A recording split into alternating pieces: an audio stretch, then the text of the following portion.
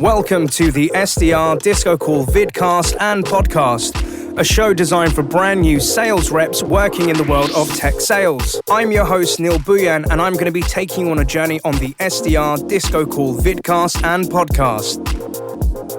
Did you know that you can watch this show live with the guests on YouTube?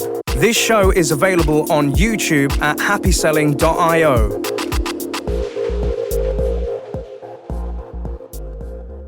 Hello, listeners, watchers, fans, and subscribers of the SDR DiscoCall Show. My name is Bhuiyan, and I'm your host with the most. If you've stumbled across this episode and you're wondering what the hell is this all about, so we live in the world of tech sales, I think startups and core scale-ups. And what we like to do is focus on a position called business development or sales development.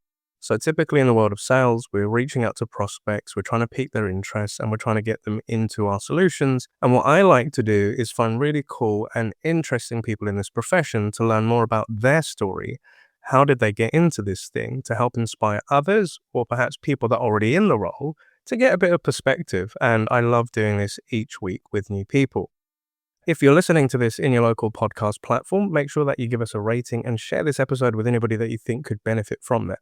And equally, if you're on my YouTube gang, make sure that you like, comment, and subscribe down below. So with the guests that we've had today, I'm really excited because big shouts out to Kendall. I went to Kendall a few weeks back and I said, Kendall, is there anybody that you could recommend coming on the show? She's like, I got a guy. And this guy has come and joined us today, and I'm really excited because, you'll find out in a minute. But guest, could you please introduce yourself? Who are you? What do you do? And what do they do? And where are you based in the world? Yeah. Hey, Neil. Great to be on the show. Long-time podcast listener. First time being on a podcast. Woo. So appreciate that. Yeah. So I'm Joel. I am based in Tel Aviv in Israel, but originally from the north of England, Hull. So shout out to anyone that can point to that on a map. I'm on the biz dev team here at Riverside for almost 3 years. And Riverside we're actually recording on Riverside now, which is great. So yeah, great plug for Riverside in the studio. Shout out to Kendall I think she designed the studio, and everybody else that designed the studio. I apologize if I've forgotten anyone that actually had a hand in designing the studio. And so Riverside is a online remote recording platform. So just like we are now, me and Neil are having this conversation. Neil is located in London. I'm in Tel Aviv, and we can have this conversation in very high quality without worrying about our internet connection. But you can also do video interviews, webinars, tutorials, learning content, any other kind of content you want. It's very simple, really easy to use. That is Riverside. Come check us out, riverside.fm.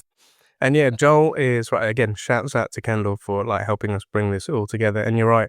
So guests, listeners, watchers, so Riverside is the platform that I've been recording on for the past few years.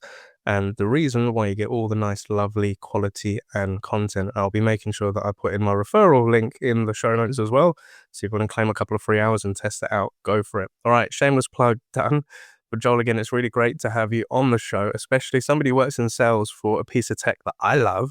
And you're based out in Tel Aviv. So again, lovely to have you on board. And a question that I like to ask all my guests, Joel, especially a guy from Hull or an original Hully Gully, outside of sales, what do you like to get up to? What's your hobbies, passions, and interests, Joel? Well, I have 3 children at home, married as well. A shout out to my lovely wife, Rebecca. So they take up a lot of my time, but good time. Love hanging out with them. My son's almost 8. He loves playing football, so we play football endlessly. He had a family. I'm very much into gaming at the moment. Yeah, playing Assassin's Creed. Ooh. So I love a bit of game. When I get time, which is usually 1 o'clock in the morning, because once you got everything else done, you finish the sales call, you sat with the family, had dinner, and you've got to find that, especially as a dad of a young family, finding that time to kind of just release and relax. I should go to sleep, but just 1 more hour, as they always say. And obviously an avid podcast listener, lots of, not just being a Riverside, again, shameless plug, be a big podcast listener, kind of a lot of different various podcasts to listen to. Those kind of my, nothing too crazy. Awesome. I love that. So from one sales dad to another, salute, shouts to the missus. And yeah, Assassin's Creed, that that brings back some memories. I remember I used to love playing. Again, I was a gamer back in the day. I used to love my PlayStation, but I used to play a bit of Assassin's Creed, and I think I've actually still got it. And I was playing it a few months ago with my little boy. But thank you so much for sharing. So what we like to do at this part of the show is go to our guest's LinkedIn profile to get a little bit of an insight as to their journey. So if you're watching this on YouTube, you can see this out. But again, for our listeners on the podcast and for our YouTube watchers, we'll always be putting our guests' LinkedIn profiles in the URL. So should you want to connect to pick Joel's brain on topics we've discussed today, or perhaps you want to learn a little bit more about Riverside, I think I'd be happy to have a chat with you. But you share some really great content out there. And funny enough, we actually did meet in London, I think it was earlier this year at the podcast show in London as well, which was awesome. So Joel, a question that I love to ask all of my guests, and the reason that we're here, if we can go way back in the day, like with education, being a student representative at Liverpool Johns Moore Construction, tell us, like, how did your guy go from there to then ending up in textiles? What's your story, sir? Okay, yeah. So my story. So yeah, like I say, I was at Liverpool John Moores University. I studied construction management, basically because I saw like at that time, kind of the late 2000s, which is a long time ago now. Yeah. So it makes you feel old. So yeah, went into construction management, saw like the construction industry booming, and then while at university, we had the market crash of 2008. Construction got much harder, which was a lot harder to come by. But I kind of made my way, went back home. I found a job with the local authority, and then kind of I was for a few years I was kind of not bouncing, but like I went to another place and I was let go from there, made redundant. Another construction company because times were tough. It wasn't easy, especially in the construction industry. But then I actually fell into a job working with super yachts, which is pretty cool people. So unfortunately, I wasn't on the yachts itself, but what I was doing was supplying them with provisions. So all their groceries, all their high quality meat, fish, even like little things like tomato ketchup, salt and pepper. When you charter a yacht, as I'm sure you're successful podcast host, Neil, you're always chartering yachts. I'm around the world. I'm on the 7 seas. Yeah, exactly. So, when you're out at sea, you don't have time to get off and go shopping. So they would call us, and I lived on the French Riviera for 6 months. So I was in Monaco, Antibes, Cannes, Saint-Tropez. So all these like fancy places, visiting all these yachts. And then I was back in England doing that. Obviously, I'm Jewish. So, that was always at the forefront of my mind about moving to Israel. My brother had recently moved. He's my only brother, and it's something I wanted to be close to him. And so it was after a while after I got back from the working on the yachts. I was in England for a year or so, and I was like, "There's nothing. Nothing for me in England, but I should move to Israel, be in the homeland." And honestly, like I was trying to find a wife, and long story short, I moved to Israel, and within about 3 weeks, I met my wife. Oh, wow. Yeah. So it was, we say in Hebrew, Bashara, which is soulmate. And like, we always talk about like how, we were soulmates. It was meant to be. She's from Montreal originally, and she moved via New York. And then, so it someone must have been looking after us. Match made in heaven, dude. Match made in heaven. Yeah, literally, like and it all worked out. And so here we are, almost 10 years, married 10 years later. 3 beautiful children at home. Love that. Yeah. So, and if we can pause there, because there's some things I'd love to unpack, because that is quite a cool journey that you went on. So, like originally UK, working for local authority, also working within construction. And then, as you alluded to, the financial crash and where the world was going. Because I had a few friends from up north in Hull. And I remember up in the north of the UK, like prospects for jobs, a lot of things were changing. There was a lot of fear. There was a lot of uncertainty. And I saw this with a few mates that either worked in mills, etc., and around the steel places and everything like that. And as a young man, like coming out of education and seeing the prospects of the world, like what the hell's going on, I wanted to know, like, where was your mindset at as to like the future and like kind of like where things were going? Like, how were you dealing with that, Joel? it was very tough. Like I was like, it was a real struggle to, like, thankfully I didn't have to put food on the table. I was living at home, so I didn't have that. But I was just thinking, like, where am I? Like, what are my prospects? Like, we'll spend all this money on a degree because they said, people said, go to university, get a degree, you'll find a job. And then you go out into the world, and it's like, well, what's your experience? I don't have any experience, but I've got a degree. It's like, well, you can't, You need the experience. Yeah, it's that experience that cycle. But also, I found, especially with my degree, they taught you all the technical stuff. They didn't give you weren't given any practical experience. It's same with and I find, a lot of my friends even if you do a more technical degree, they don't teach you anything, how things actually work. Yeah. And I think it's a lot of, it's a lot of, the same now in the, going into the workplace, going into sales tech or tech in general, or even any kind of, nobody teaches you, kind of office politics or how to, navigate, like, negotiating for a salary raise. Nobody tells you this is what you should say, you shouldn't say, how you should act. You're kind of thrown in At the just expect to get on with it. Yeah, exactly. And just like, and I feel like a lot of people sink, and some people just tread water. Yeah.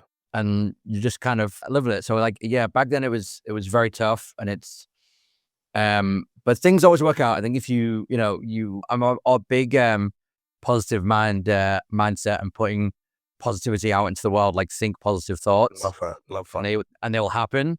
Yeah. Doesn't always happen, but like it I think you've got to try. You've got to try. If you don't try, nothing will happen.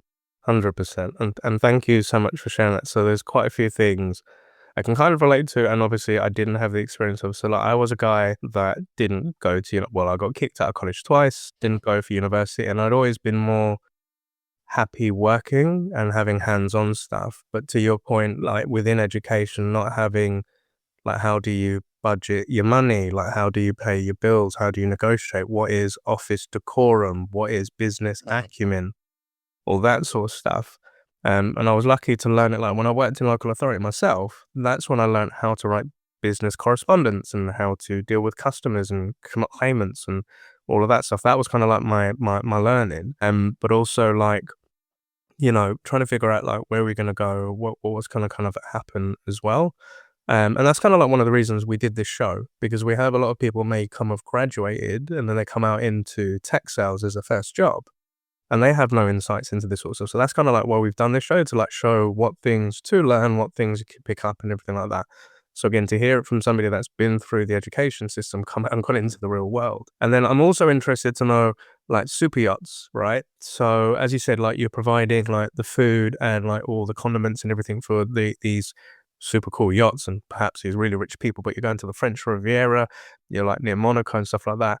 As a young man that was out and seeing those sort of places, like, what was your perception of the world then? Because obviously we've gone through financial crash into a very wealthy area, dude. Like what was that life and perspective like for you? Yeah, it was always like, people said, it was in the news, like, global financial crash. And you would go and see these people on the yachts, and it's like, is it really global, or is it like global? There's global, and there's, like, some people that are kind of immune to everything.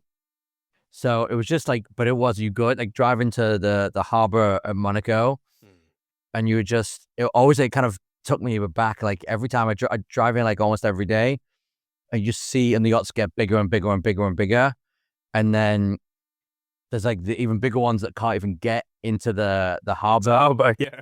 And so, yeah, and you're just like, this is just, it's an unprecedented, like, level of wealth. And it was just like, it blows your mind. It really does. And it's the ultimate status symbol. It's, you've got to be, lots of people have got a jet, like jets, and jet you can kind of park away. Yeah. If you've got a yacht, like, you're really wealthy. Like, you're balling, you've got the cash, you're sorted. Yeah. And it's an interesting thing you said, like, like, financial crisis, and is it really global? Again, so we're not going to get into conspiracy theories here or anything like that, but it is kind of like going back to your positive mindset. So, like, a mindset thing that I've always, like, this, the one that I've kind of coined is, a positive mentality brings positive results into reality. So I've always had that type of thing of, like, whatever's happening, But similar to like recent years where we've had, I've gone through that financial crash, we've gone through the pandemic and everything like that. And what I've normally seen is that that's kind of when the world goes nuts and then everybody's focused on these big problems like that. And I think working remotely and working at home, I was just kind of like, well, I can't really change what's happening in the world, but I can kind of control like how I react. So I decided to launch a podcast, and that really worked out well. And when I've seen stuff in recent years with fears of a recession and a crash again, I'm just like, you know what? Keep your head down, look at things which can still work in that world and see how that can benefit you. So for me, it's like being online sales training and coaching. You can do this shit remotely, right? And obviously doing podcasts remotely. That's why I love using Riverside. Riverside actually helped me through the pandemic because it gave me a connection with people and I could talk to people like this when, I was kind of like stuck at home. But yeah, I think, whatever's happening around in the world, I think the people that get paid or either survive it are doing things, even though the world's still going through sort of madness. So anyway, I digress. But as you said, coming back to the UK, speaking with your brother, and then thinking about going back home to Israel and heading out there and meeting your beautiful wife and like setting up a life and everything like that. I can also see like on your LinkedIn profile, like Redwood Sport International Sports, and you had quite a stint there. So what was going on at Redwood and what was that life all about? Yeah. So I worked at Redwood. Redwood's a good company. Still is a good company.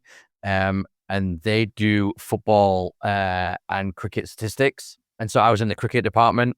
And I was there for a long time. So I was watching cricket all day, every day. Shout out to the guys that are still there.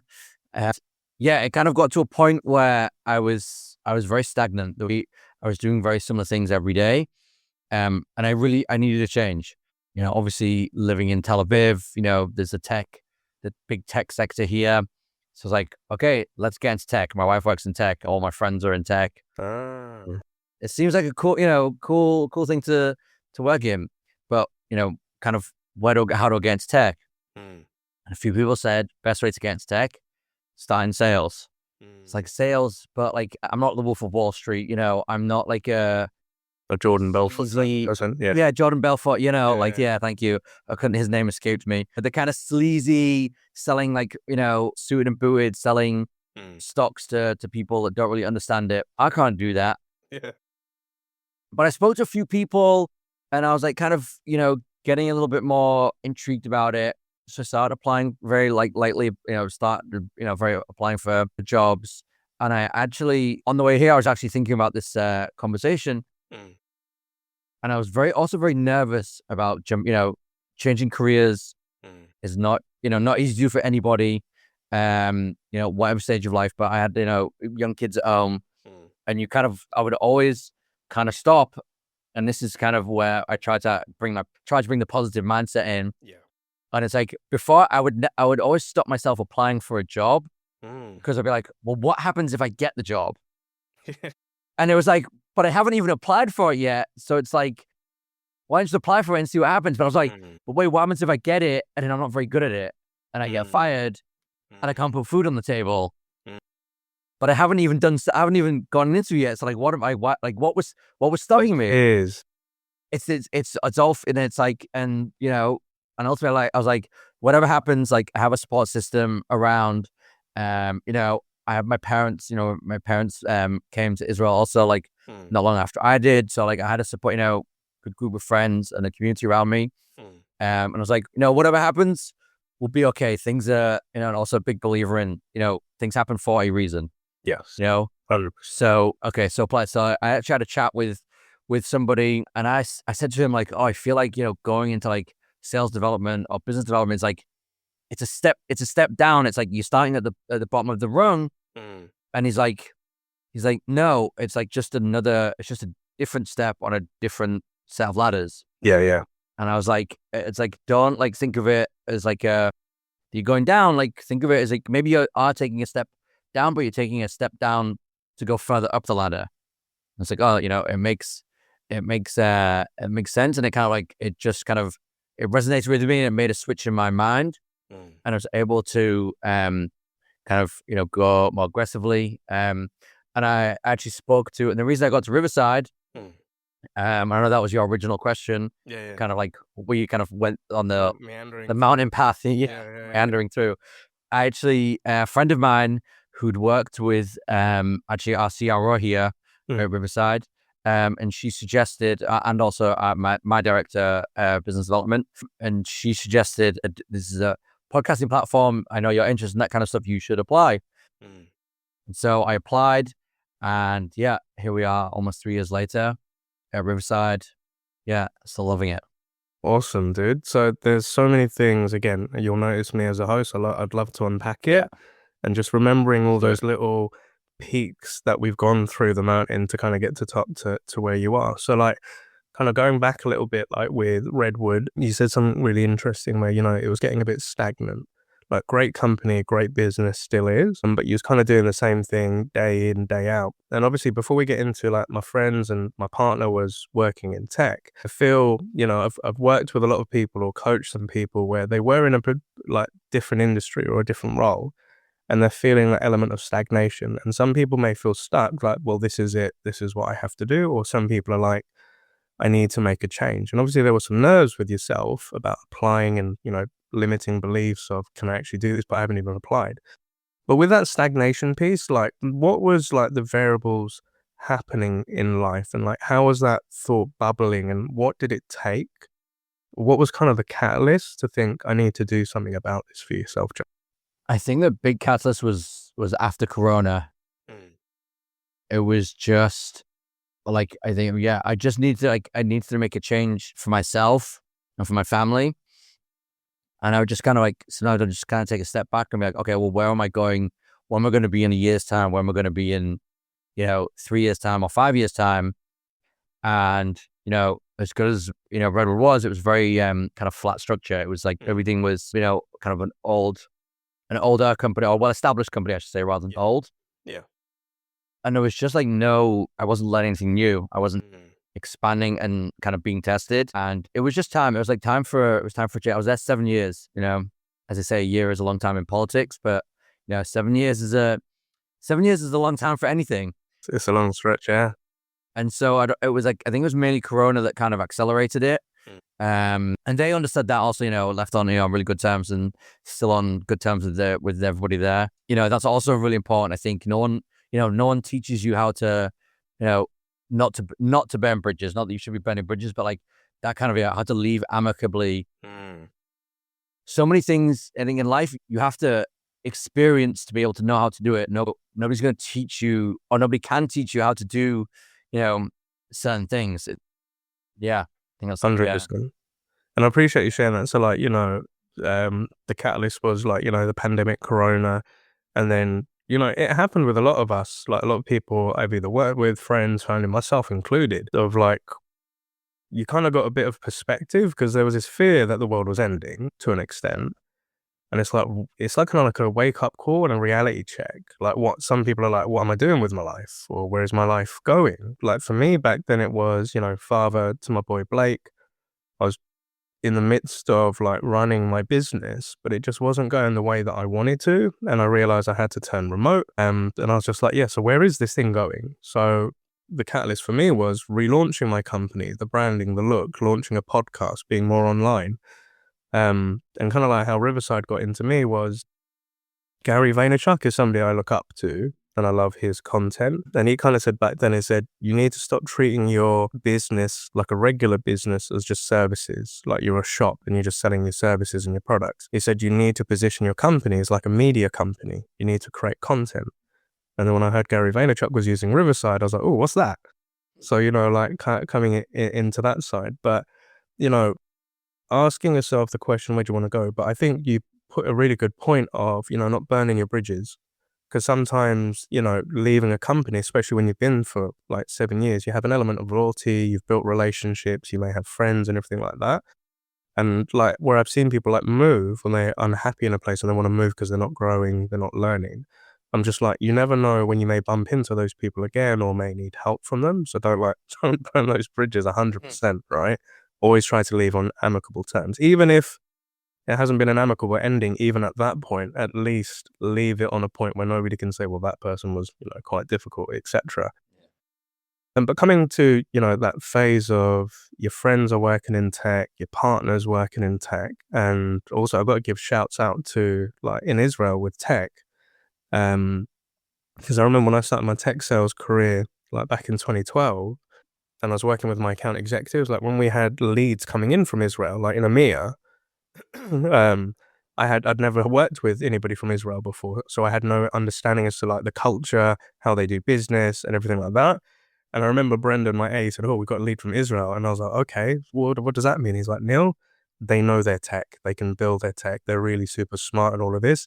And the way that and like when we had calls with people from Israel and they were saying things, so I didn't understand, when there was banter or jokes or if somebody was being serious, and he was like coaching me, and he says, they really have to trust you. They may scrutinize certain things. I said, no, they could take our tech and make it better, So I had a lot of respect and I had a lot of curiosity. But like, what was like the tech life scene like for you with your friends and family? Like, what things were going in your head? Like, you're at Redwood, they're working in tech. What was the perspective of tech for you back then, John?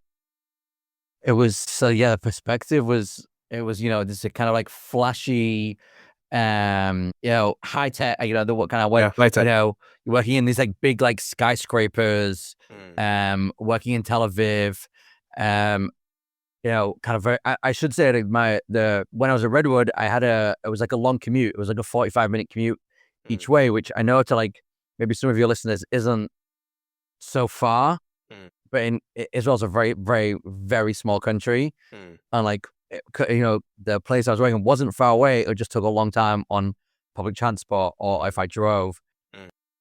And so like, kind of, I saw people working in Tel Aviv and they're like, I walk 10 minutes to my office, or I jump on a scooter and I'm there in 8 minutes. And so it's like this, this like really like kind of just very cool, very hip, very like things are going on. Everyone knows each other kind of thing. Oh, we went to this cool place for lunch and that cool place for lunch. And we went out for drinks, and like, I'm kind of like stuck away in a different industry, in a different, world to an extent. Don't have right? those. Yeah. Literally different world. Yeah. Yeah. Don't have, you don't kind of have all those things. So it's always like you're looking on with jealousy a little bit. It's like, they get the nice lunches and they get nice perks and they get taken away here and there. So yeah, it was always kind of, I'll not ashamed to admit it, like a little bit jealous. And yeah, but then like, you kind of get into it and it is that, but it's also, it is hard work and it's always a bit,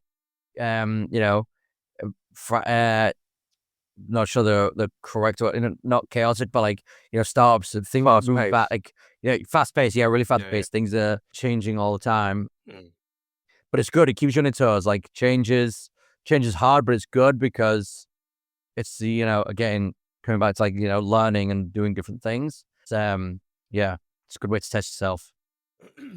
And it's like the fast paced bit, because like my sister, Tash, she worked for local authority for a number of years.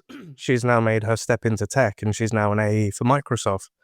Like we catch up every now and then she's always telling me about like deals that are going on and like teams joining and like meeting customers, and I can always see this element of stress in my sister's voice. And I said, "It's fast, isn't it?" She was like, compared to like local authority, it just moves at like light speed."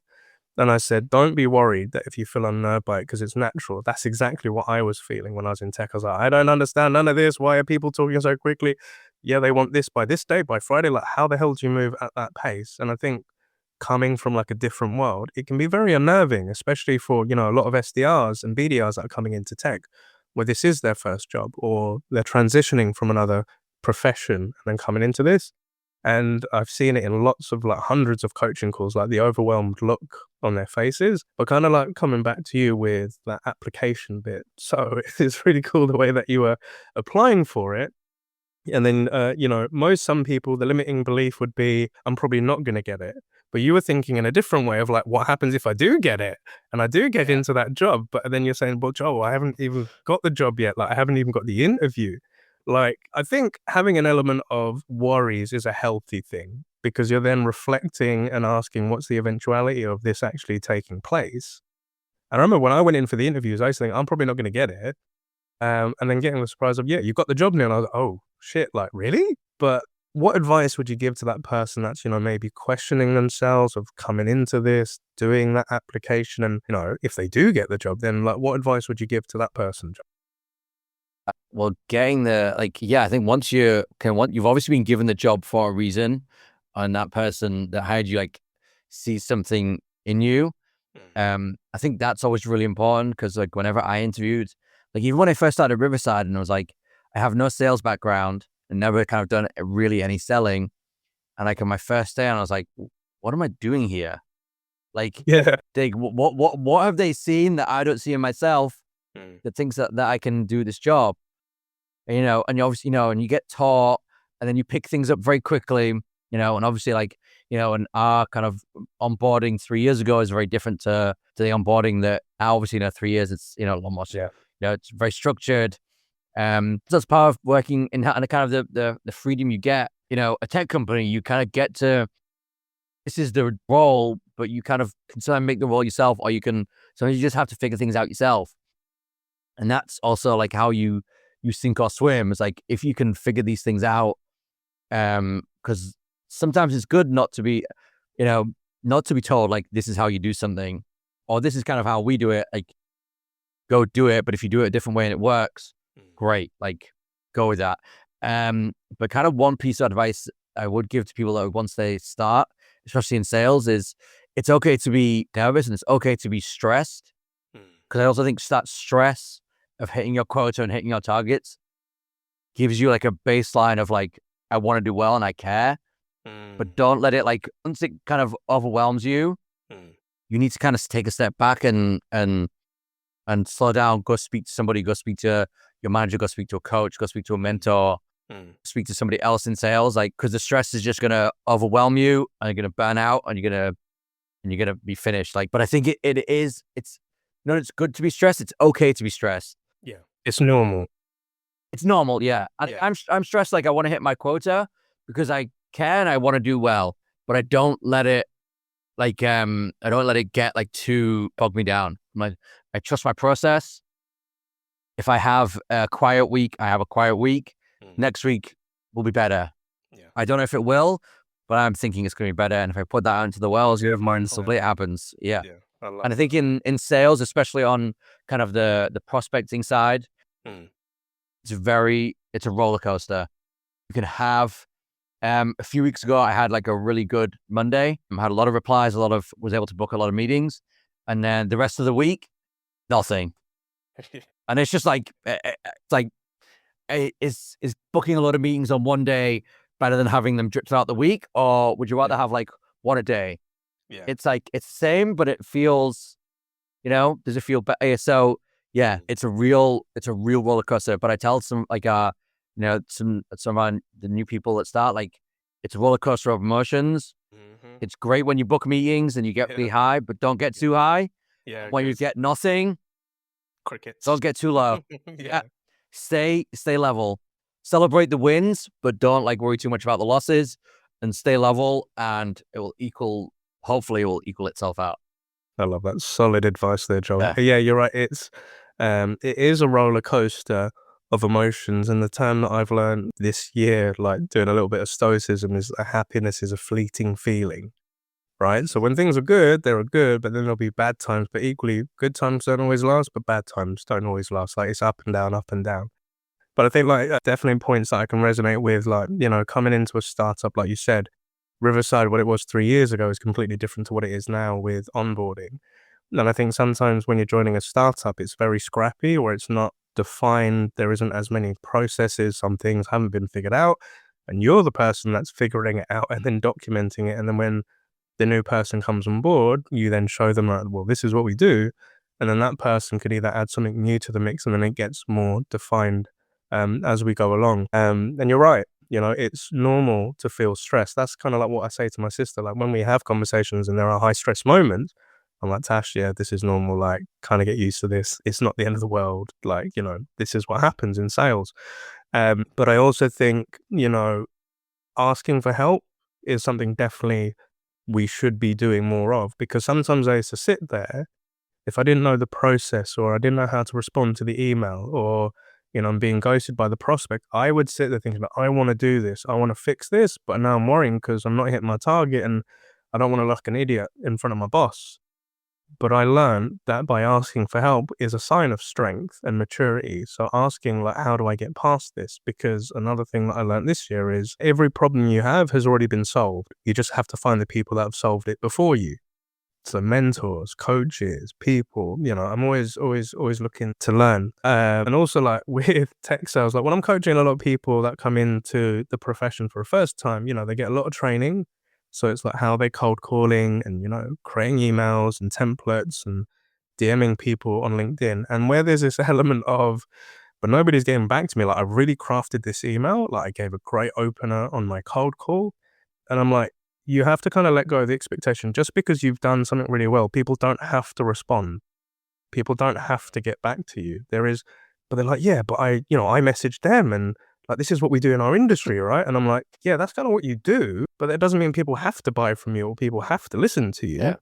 But it's learning the art of how do you connect on a human experience? How do you get somebody interested? How do you not come across as salesy, but genuine? That's the bit that nobody really teaches you in sales training per se. And that's, like you said, you just have to experience it and go through it. Because like I sometimes look at some of my old prospecting emails. I've got like some of them in my LinkedIn DMs from like 2012, and I look at it, I was like, dude, what the hell are you doing, bro? You were sending like an essay to like CEO. Some booked, some did. Yeah. Then it worked. But I was training this person the other day on how to send LinkedIn DMs.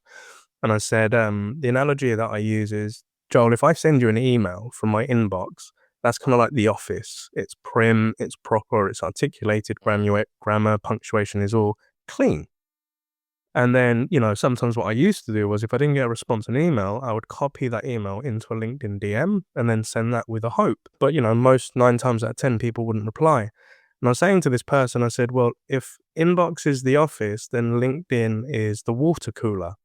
That's where people go to chat and procrastinate and gossip and doom scroll.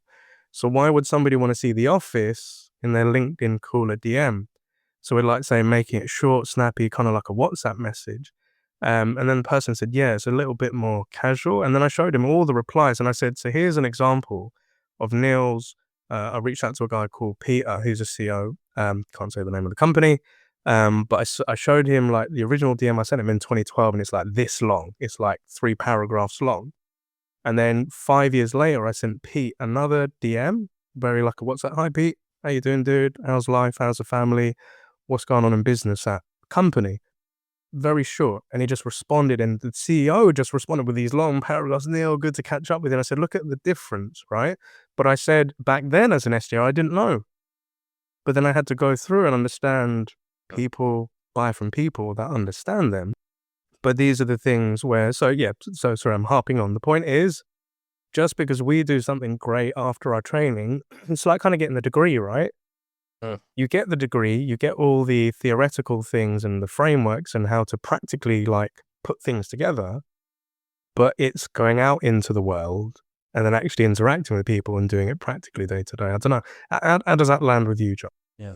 No, it makes perfect sense. And it's kind of something that I want to come back to, like when I, getting into kind of sales, I was very apprehensive of this like Jordan Belfort kind of style.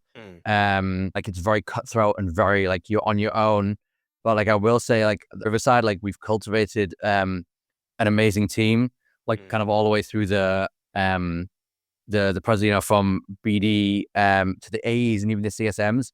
Everybody's there to help each other. There's so much knowledge sharing that goes on, like within like the whole team itself, and then within individual teams. Like there's so many Slack messages like, oh hey, like I use this on a process, I use this technique and like this worked for me, like here's what I did.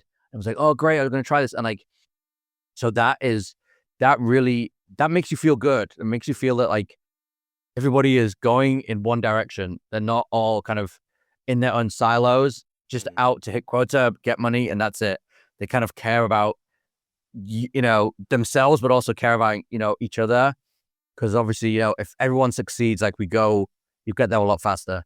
So like, that's also, kind of, just like a knowledge and like and just, asking for help also, like, hey, I've got a prospect that has ghosted me. They don't have any techniques. And, someone says, I tried this and I tried that. And like, I went to their house and knocked on their door. I sent them, and I sent them lunch one day. There's all these, also you hear on LinkedIn, like all kind of stories that people tried. So yeah, just like, I think, just shout out to the team for that. That's excellent. And like, as somebody who's like a customer and a user of Riverside, I fanboy on all the Riverside posts. Like Kendall, like I say to this, I put out a post about her a couple of weeks back. She's like kind of the glue to the creator community. Like, I'm on a Facebook page where I see she's constantly sharing updates. And then when I see your VPs and I see your C-level, I see yourself putting out posts, I sometimes used to sit there and say, oh, I wish I could work for them. Like I get to podcast and get to do sales. Like that would be like a match made in heaven. So obviously, like when Kendall introduced herself, and I was like, yes, I get to meet somebody from the sales of the Riverside crew, and I get to bring them onto the show. Like it made me like, so I'm really, really, grateful. But you're right, it's that culture, because I've kind of been watching as a sales, fan. Like I've been watching Riverside grow for the past couple of years, like using the platform and the updates. And I think what's really cool with the crew, with yourselves or at Riverside, it's, when I see LinkedIn posts from yourself, you're like your C-level used to share updates as to what worked and what didn't work, how other people are using the services. And like, I'm a big believer in the creator economy. Like I am a content creator, and I now proudly say I'm a content creator. Whereas before I was like, yeah, I create a bit of content, I do a podcast. Like when you network with people, oh, so what do you do? Yeah, well, I work in sales. I'm a sales coach and I run a. But now I'm just like, yeah, I'm a sales coach. I've got a podcast. It's on Riverside. Have you tried Riverside yet? And when I meet with a lot of other sales pros, this is me being a little bit arrogant, when they want to do a podcast with me and they're like using Zoom, I'm like, yeah, I used to use Zoom, but I've recently found this really cool and when I've had them come onto my show and being like a guest as you're being right now on this experience, they're like, yeah, this is pretty cool, this is high tech. And I'm like, yeah, here's my referral code and my link. Go get it in. But yeah, big, big, big fan. And it's been an absolute pleasure to have you on board here, to Joel. So again, as we're coming towards closing this chapter, a question that I love to ask my guests is, if you could go back to that, young Joel Pearlman out in Hull, and he's just about to embark on this journey that you've been through, what 3 bits of advice would you give to your younger self, Joel? 3 bits of advice. Don't go to university. Go out into the seriously. I really, really think that it was a great experience, and I made some lifelong friends. But I feel like I could have been. Yeah, I feel like it was a waste. No, not a waste of time. I think that's a bit harsh, but like nobody, like I said in the kind of, nobody cares if you have a degree anymore. It's like, and now there's so much more you can do. You don't need like, those like kind of paper qualifications. People want either life experience or real world experience. And there's so many kind of things you could have done. So that's one piece of advice. 2, another piece of advice. Invest your money better. Like don't waste your money. And 3, let's see, look after your health better. I think some solid bits of advice there, Joel. So like, again, university can be a path for some. Like my sister said to me, you don't have to go to university, but it can be definitely an experience. Investing money, 100%. Yeah, I really wish I invested my commissions that I earned way back when. Or I think it's more knowing how to better manage my money and also budget it as well. And health is wealth, especially working in the world of sales. It takes a lot of your mental capacities. Try not to burn yourself out by taking breaks, speak to people, share your problems, and always be learning, right? So absolutely love that. And again, are there any shout outs? We've done quite a few, but are there any shout outs you want to give out today, Joel? I think I've shouted out already, but my wife, she's my rock, my cheerleader. She's she's my everything.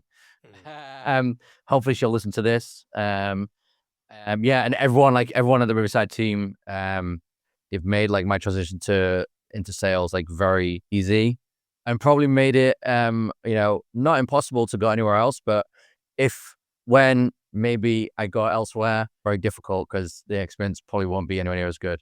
I love that. Thank you so much. And yeah, again, a massive shout out to the Riverside crew, also for Kendall for always being the glue, making this introduction, making this episode possible today.